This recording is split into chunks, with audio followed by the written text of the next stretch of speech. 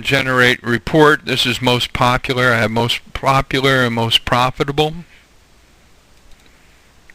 Once it generates the report, it gives me the start date of my report, the close date, the title, the number of days captured, and it goes to the entire inventory from most profit generated by one item to the least amount.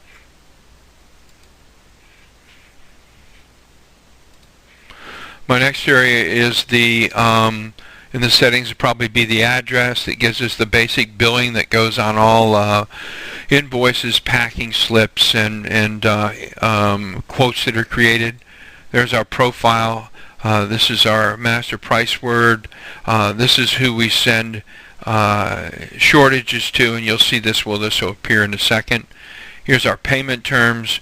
We can add another one that says international bank transfer, and we can add that as a description. We're going to do a lot more detail with this a little bit later on. Freight miscellaneous, I have the one here that when I put it into the freight and I want to establish a charge for it, this is a multiplier that's created that multiplies the exact cost and expands it by this amount. This is not visible to the customer. Here's our ship via, the different types of descriptions. Once they're grayed out like this, this means they've been used and you cannot delete that item. Email settings, here's the location for SMTP server, and gives us a little more detail. You'll see this pop up a little bit later for shortages. There's our tax setting that will appear in all the documents. Here's our import. This is Excel driven.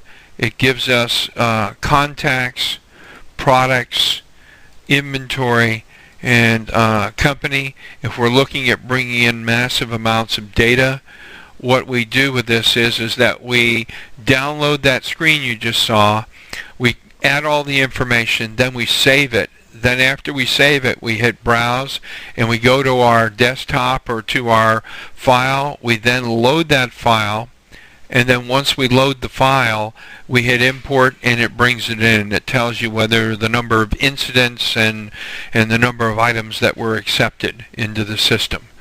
Okay?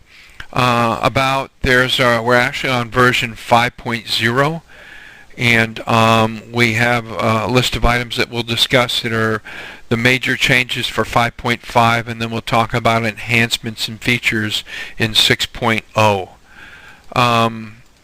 The upgrade, this is how we upgrade the system.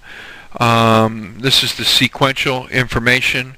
What happens is that we have two servers. We do all our testing in 192.168.0.15/USAI, and once we've tested it, then we use this vehicle transfer, if you will, to move the information to .13, that is our production software.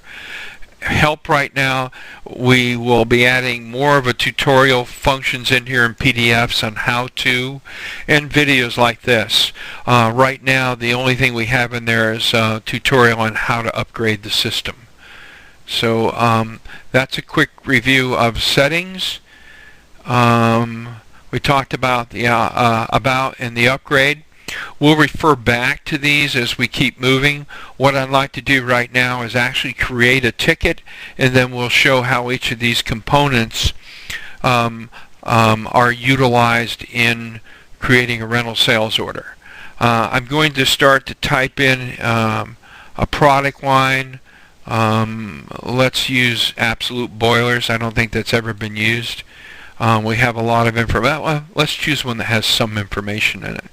So let's go back and choose another one. See how lucky we are in finding one with some information. Alright, here's one with some information in it, and we'll expand with this. I'm going to give it a PO number.